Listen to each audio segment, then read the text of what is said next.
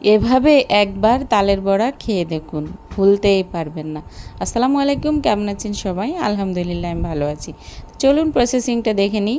Fresh তাল নিয়েছি, half cup দিয়েছি নারকেল, হাফ কাপ চিনি, হাফ কাপ সুজি বদলে এখানে আটাও দেয়া যাবে, এটা দিলে পিঠাটা সফট হবে।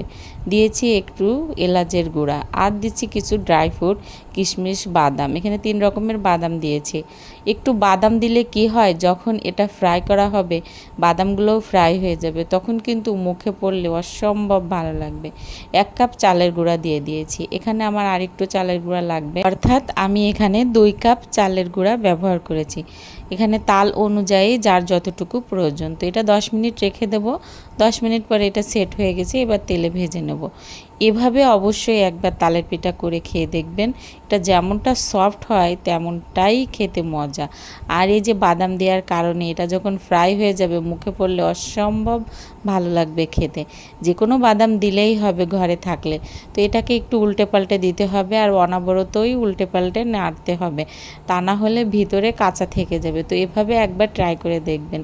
আর সবাই খুব ভালো থাকবেন, সুস্থ থাকবেন। আল্লাহ হাফেজ।